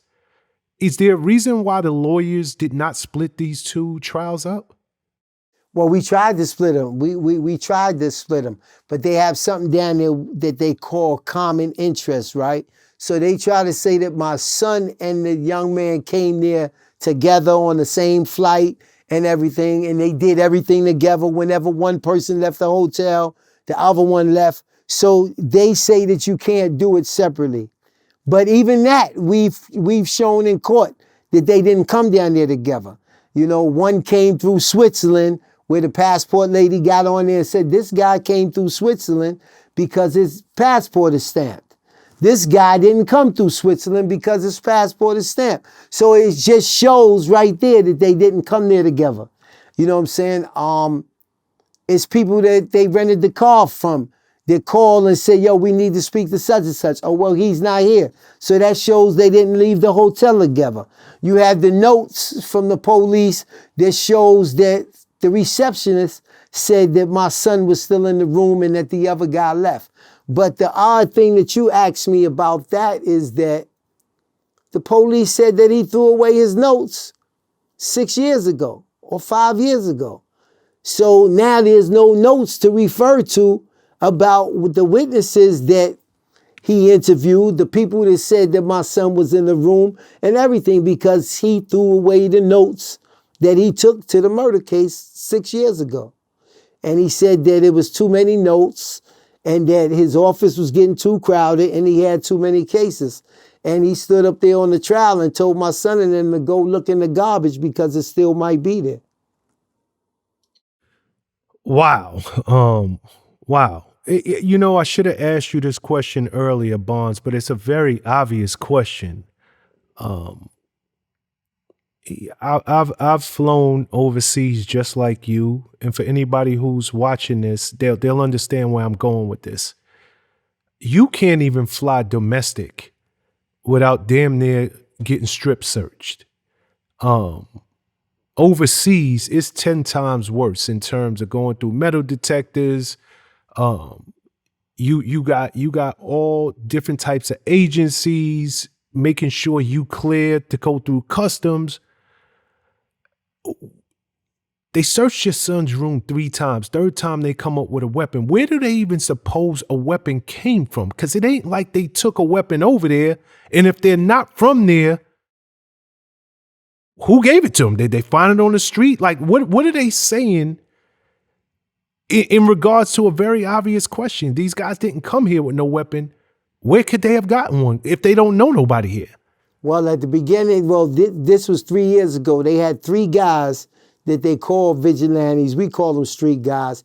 But they had 3 guys that took the stand and said that they gave my son and a co-defendant a gun. So the lawyer said, what type of gun did y'all give him? So they said, we gave him a 7.65 or whatever. Whatever it was, it wasn't the gun or the magnum or the bullet. that killed the victim. But more important than that is the lawyer said, y'all the only people that's admitting to ever having a gun. Where did you get the gun from? And all three of the guys said, oh, we got it from somebody that we haven't seen in the last 11 and a half years. So then they said, but did y'all ever get locked up for this case because y'all said that y'all gave somebody else a gun? They said they never got locked up for the case. They never got arrested for the case. They said, well, have the police been to any of y'all houses to look for this gun? No, the police never came to our houses or nothing to look for this gun. So we was just trying to figure out, even if you cooperate with the authorities, you have to be arrested for the crime first. And then if you want to cooperate, you cooperated. All three of these African guys never got arrested, never got locked up, never got questioned past that day, never got a visit from the house. So the lawyer said the gun could actually be in one of y'all house. And how come y'all never seen the person y'all bought the gun from in 11 and a half years? So clearly, we see what's going on, and clearly we see the cover-up. Clearly we see they American, and this is how you feel about them coming over there. They not supposed to be there when we really supposed to be dealing with the facts and what went on. There is none. And to be honest with you, I spoke to the embassy, and when I speak to the embassy says, well, Mr. Rowan, we've looked at the case and we don't feel like Namibia is doing anything wrong for us to step in.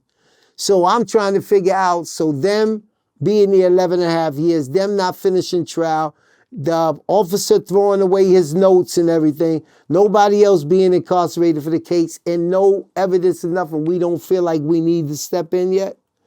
And they said, no, we don't feel like we need to. So that's what I'm dealing with for the last 11 and a half years. And that's why I threw everything to the side and said, if I don't throw my hat all the way into the ring, nobody's going to know about this. I got to ask you, sticking with the gun for a second. They said the third time they searched the room, they found what, a silencer, and they found a gun, correct? Right. Okay. No, they found a barrel, not a gun. They found a barrel, right. Okay. Number one, I'm sure they tested that for ballistics. You can tell what bullet comes out of that barrel. Exactly. Did they ever test that, number one? And number two, 2 hours later, they had to do tests on your son and his co-defendant for trace evidence, at least, for gunpowder. They did nothing. They did nothing. You know what they did? They had their ballistics person come and test everything. And you know what their ballistics person said on the record, on trial? He said, this stuff still has the manufacturer's oil inside of it. This stuff is brand new. It has never been used. That's what their ballistics person said. So I asked the lawyer, I said, why did they even put this guy on there? They said, no, they're just trying to prove that they're capable of it. So it doesn't make a difference that it's brand new. It doesn't make a difference that it's never been used. It don't even have nothing to do with this case, Mr. Rowan. They're just trying to establish that their mentality was like that, so they're capable of doing it. Okay, so I just want to make sure I understand this. The barrel that they found in there was brand new, never been used. Yes. But the fact that they found a barrel there shows these guys have a history with guns. And even though we didn't find the smoking gun, the actual gun that was used, we found another gun which says they're capable of it. So they should be convicted. No, let's not make that mistake. See, now you got to remember, they said a silencer and a barrel. They don't have a gun. You can't do nothing with just a barrel and a silencer. Okay, so you can't test that for ballistics. No, you can test that for ballistics, but it's not a gun. You don't have a trigger. You don't have anything. These are pieces that you would use. So, a lot of people would get that mistaken and think they found a gun. Nah, they never ever found a gun. But the two pieces that they found were all brand new from their ballistics person. Okay, that's exactly what I was saying. Right. And they're just trying to establish, you know, they're capable. If they got this in the room, then they're capable of at least once having the real gun in the room. Exactly. And they're really going for that down there. See, the difference between there and here is they don't have a jury trial. You know what I'm saying? If they had a jury trial, the same things that you're questioning, the same things that you're thinking, our people or a person on the jury would question those same things, and they would shoot back these questions. But when you're just dealing with a judge trial, that means you're just dealing with that judge who's supposed to be, quote unquote, go by the law. But I mean, I deal with honesty here. We're dealing with a Caucasian victim, we're dealing with a Caucasian prosecutor, and we're dealing with a Caucasian judge, which in Namibia is a very, very, very tiny percentage, from what I hear, that you can have all three of those at the same time. You know what I'm saying? So now we're dealing with a government who has been holding my son for 11 and a half years plus more now, having to say they got the wrong person. We dealing with some people who would have to go back to the Caucasian community and say, I had to let them go because we didn't have nothing. We dealing with a police force who never used any gloves, who never used any plastic bags, who never ever locked down the crime scene where they ballistics or they forensic person could test the whole room. We dealing with police that took phones and computers to the victim's mother house where this stuff was never supposed to ever been touched. It was supposed to be put in forensic bags and everything. We dealing with people who have botched and messed up everything. And now these are the same people that we're asking to be honest with us. And this is what I'm dealing with when I'm dealing. Nobody could care that 2 Americans is locked up down there for murder, because the bigger picture is that they're American, that they're Afro-American, and we don't like them and they shouldn't be here. And that's overriding the innocent and the guilt of them. Understood. You mentioned the victim's mother.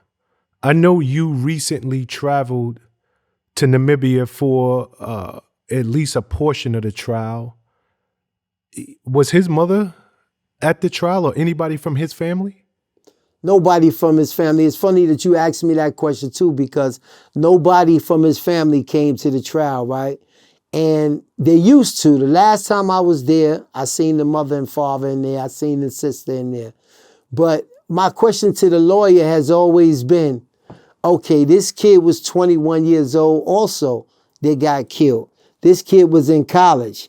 Okay, now, over in the United States, of course, we look at the victims and we look at the person that's killing, but we always want to know, who is the victim that this person would want to kill this person? So not once have they really mentioned in the trial, who could this victim be? A 21-year-old Caucasian person that travels from the United States to Sweden to Namibia, that these kids would even want to get on a plane and think of murdering this person or be accused of murdering this person. What is his background? And it came out that he was living in a $7,000 a month flat in Midtown Manhattan. It came out that he was only in the United States as a college student, and he was living off of an internship. So we all know that's $40 or $50 a week when you're an intern. His family only has one restaurant in Namibia, but they travel all around the world. They go to the most prestigious schools. And ever since the lawyer asked that question, and he said, do you know that these people, that your financial records are public and that we can see how much you actually make at the restaurant and stuff like that, that they haven't been back to trial yet. Now the father is sick all of a sudden, and then the mother and the daughter is out of town, but they never once have been back to trial. So it leaves me to ask, what was they meeting about? Or what was they talking about? Or is it capable that he was meeting other people at that time? Because I know nobody in their right mind that's coming to kill somebody and gets a round trip ticket for 3 weeks later. Like, it's none of it is adding up. But if we don't say nothing about it, or if we don't say we watching it, or if we don't say we know the facts of it, or if we don't say we got eyes on this particular case, then we leaving it open for them to do whatever they want to do to them. And that's one of the most important things about this. It's not just about my son, as well as everything else that I deal with. It's about everybody that's incarcerated in these foreign countries for things that they didn't do. When do you expect this trial to conclude? 6.5 years of a trial is insane. I've never even heard of that. But granted, it's not this country. Maybe that's common. Have you spoken to the lawyers and got an understanding how much longer? When, because at this point, whether your son is found guilty or innocent, he's already done 11.5 years. Like, when do you even get to a point to say, time served, you're acquitted, or you got 15 to 20, and he can at least wrap his head around the fact that I got a few more years to go and I can leave this country? Well. You got to think of it, the way that I try to put that. I try to wipe that out my mind, because after doing 11.5 years and somebody finds you guilty, right? We got to deal with the mentality of what we dealing with. And what we dealing with is like, yeah, that would be time served a lot of times here. But it seems like to me they've gone above and beyond to show that my son and his co-defendant is guilty. So these are the same people that if they was to find him guilty with no evidence, that I would be asking to let him go for time serving. I know that that's not going to happen. I know that they've proven to me that if they're going to go all out this way and do all these illegal things to find him guilty, that if you find him guilty, I already know that they're going to give him the max to what that charge carries, because anything else he's charged with, they said robbery. Robbery of what? You never found no ID, no wallet, or no money or anything of the victims in any of their care or anything else like that. So that right there tells me the only thing that you can find these kids guilty, well, men now, guilty of is murder. And that right there can be 10 years, can be 20 years, can be 30 years, can be life. And it seems like the way that they've gone after them, the only way to get around this is by an innocent plea, because I really feel like that if he finds him guilty on the murder charge alone, that they're going to make an example of it, because they're going to have to prove why we've held him this long by saying little words like execution style murder from America to Namibia. And you got to say to yourself, these are two Americans charged with an execution style murder of a 21-year-old white man. Of course, they was 21. Why wouldn't you want to put coverage on this? This has never happened in history. Why wouldn't? So when I go to the embassy, when I go to these places asking for the trial to be televised, we don't televise these type of trials. But then I go back to my hotel room and I'm watching trials televised. You know what I'm saying? Meaning to me, you just didn't want to televise this particular trial where your country is poor. You could use the money and everything else that this televised court case would bring in. But y'all want to stay away from this case, because if not only America, if I get so many DMs and so many stuff from Namibians themselves, they're scared to talk about it publicly, but they always tell me, yo, this is crooked. I ride by that jail every time, and I think about your son being in there. It's something they not talking about, and this, that, and other. I go through that all the time. I from Germany to Namibia, the conversation has been about my son. From Germans that see me sitting in the airport to Namibians that see me walking around the town. Look on my Instagram. Sometimes I show them, sometimes I don't, because they ask me not to show them because they're afraid of their government. You know what I'm saying? I try to tell them I wouldn't care how many years my son. If my son is found innocent, I'm not thinking about suing y'all. I'm not thinking about nothing. I'm thinking about getting my son up out of your country and bringing him home. If that's what I need to sign in order for y'all to be honest, for y'all to be truthful about this case, I'll sign he'll sign whatever it need to be done. We just want the facts and the truth to be laid out, and they're not being laid out.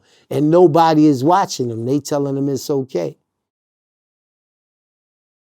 You know, I'm standing here talking to the father of an incarcerated child. But before I let you up out of here, how is your child? I know how, I mean, I hear it in every word. I know how it's affecting you. But he's the one in a foreign prison. He's the one being held with no evidence. It's not like you, his mother, his loved ones can come visit him. He's not in a position, unless for outlets like this, to get his story out. How's he holding up mentally? Mentally, I'm gonna tell you this. As men, you know what I'm saying, we don't show our feelings to certain individuals. You know what I'm saying? Just like when you're incarcerated and you go out to the visit, your job for that 6 hours that you on a visit is not to make your girl, your wife, or your kid feel the pain that you going through and back. You know what I'm saying? You come out on that visit, you want some chicken out the machine, you want some soda, and you don't even really talk about what's going on back there. You know what I'm saying? So when I talk to my son, all I can say is, you know what I'm saying, he stands tall. You know what I'm saying? He asks me more questions about my diabetes and everything else than I can get a chance to ask him about how it is back there. When I leave the visit, he'll look at me and, you know, he's 6'3", I'm 5'11", so he'll be like, yo, Pop, lift your head up. It's going to be all right. You know what I'm saying? So that's him. You know what I'm saying? So if he gets back there and if he's down and if he's crying and if he's whatever, he never shows that. He's a man's man. You know what I'm saying? It was an incident where the police ran up in his cell. And I think I just put this up on Instagram, and I show his co-defendant all beat up, his eyes is closed. You could see the welts from the iron all over his back and all over his arms and everything. And my son said, Pop, they came in here with that shit too. And I look at my son and I see his jaw a little big. You know what I'm saying? You know your child. So when you look at your child, you know how he holds his mouth and different things like that. And as I walked out, he said, Pop, I know you seen my face. I said, yeah. He said, yo, you should have seen theirs. You know what I'm saying? And that's what he said to me. So when you got somebody like that, man, his well-being, like I said, he's suing them for everything. So maybe that's why they think we're going to sue. You know, as far as the jail, he made him put a law library in there. He made him put recreation stuff. So as far as the inmates in the jail, he's like a God sent to them because he's American and because he reads and because he studies and everything. He sues for everything. He's getting them the things that they were supposed to rightfully have from day one. You know what I'm saying? So as far as his physical and his mental, he's all there. He's just ready to come home. He's just like that. He looked in my eyes, Prez. You asked me a question earlier. And to answer that question, he looked in my eyes and he said, Pop, I'm going to tell you the truth. I said, what? He said, I never even asked my co-defendant if he did it. He said, from me and him talking, I would know if he did it.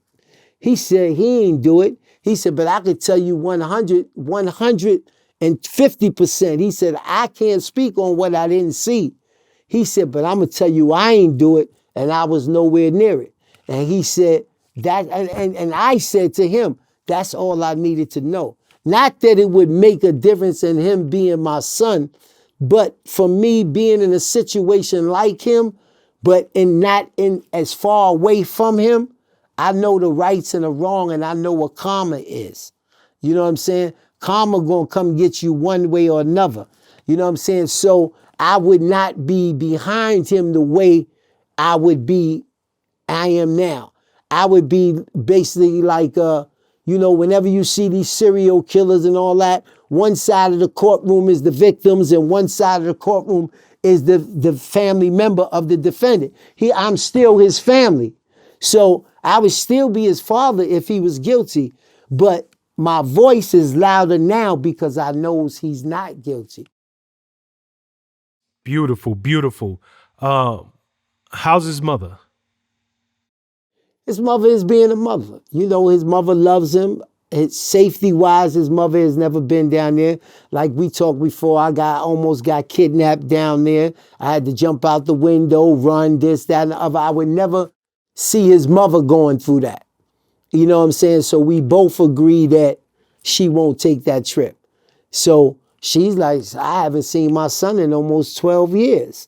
You know what I'm saying? So you ask that question, I'm going to say she's me plus 3 more when it comes to feelings.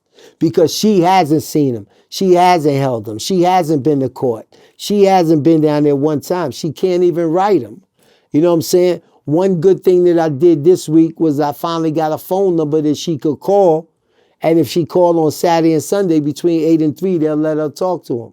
You know what I'm saying? So that type of leeway is good.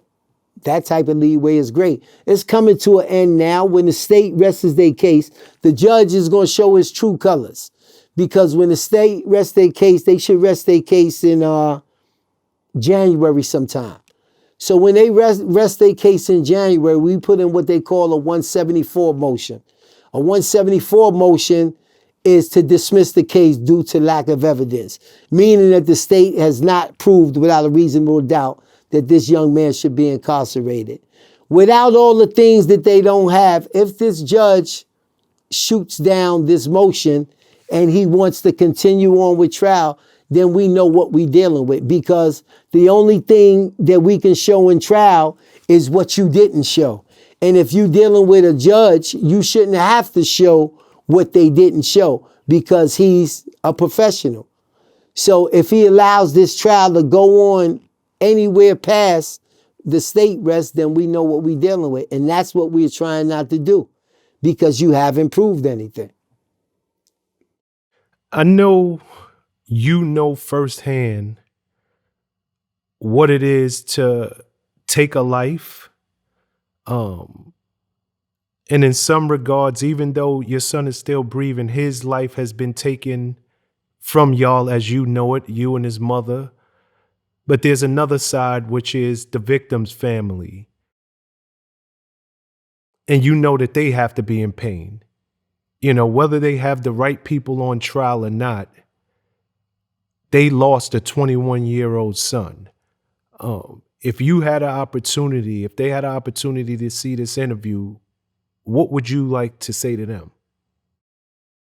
I'm going to give you an example of something, man. When I first started going to trial down there and the mother would come to court, the courtroom is not that big. So the mother is actually sitting right in front of me, right besides me. And my son is actually about 5 feet away from her. And the mother turned around and she's looking at me like I'm a piece of dirt on the floor. She's looking at me from head to toe, head to toe. My son is across from me and his leg is out and I see his leg shaking. And he's shaking his head back and forth. And he mumbled something under his mouth, like, "That's my father, stop disrespecting him." And at lunchtime, I had a minute to talk to him and I said, "Son," I said, "yo, let's remember one thing." I said, regardless of what, she lost her son. And right now you're on trial for killing her son. You see what I'm saying? So at no form or no point would I allow my son to disrespect anyone in his family. And each and every day, even though I don't know this young man, I've put him in my prayers. If you remember what I said about anybody who lost their life dealing with me or anything else is in my prayers. They're in my prayers for breakfast, lunch, and dinner. And I've put him in my prayers for breakfast, lunch, and dinner, because my son is being charged with your murder. So right now, that means I know that you're dead. So whether he did it or not, I'm saying prayers for you and your family now. You know what I'm saying? So I say at the end of your prayer, as we all say, we say bless everybody, but we don't know the people's names. So all I did was, being that I know his name, before I say bless everybody, I say bless him, because at the end of the day, I want the truth to be able to come out. I want you to find who killed your son, but not at the price of my son's life. You know what I'm saying? And I think I get, as parents, they supposed to feel that way. So all of my hatred goes toward the officers and everybody that's investigating this case, not against the victim and the family. You know, this has been an eye-opening conversation. It has been a conversation, on one hand, of redemption of your own life, and on the other hand, it's saving a life, the life of your son. I pray that this conversation gets to the right people. I pray that it goes beyond the U.S. borders, and somebody sees this who can make a difference in your son's case, because from everything you told us, he needs to come home. He needs to come home. So I thank you for your honesty, your candor, your care, like really opening your heart and caring as a man, and showing what it is that a father should be, forget a father, a parent should be doing in a situation like this. It's not about how it makes you look. It's about doing the right thing by your child. And for that, I salute you. I appreciate you. And on behalf of this entire VladTV platform, man, you know, I wish you the best. And I wish your son and even the parents of the victim, you know, as much peace as they could possibly have in their life. Thank you. Appreciate you, man. Appreciate the platform also for getting the word out. But for everybody that knows, man, y'all can go to Roger Barnes on my page. The petition is there. Sign the petition. We trying to get it heard. We trying to get it fought. We trying to get it listened to. And I just want every parent out there to realize, man, that whether you want to or whether you don't, when you bring them kids in your life, you know what I'm saying, they become the number one thing. It ain't about the way you look no more. And you know what I'm saying? I see so many parents worry about the way they look instead of worrying about the way their kids look. And I just want people to wake up before it's too late to understand that we are parents, man. We are fathers, we are mothers, and we here to save the world. But we got to do it one person at a time with each other. Much love and respect, kid.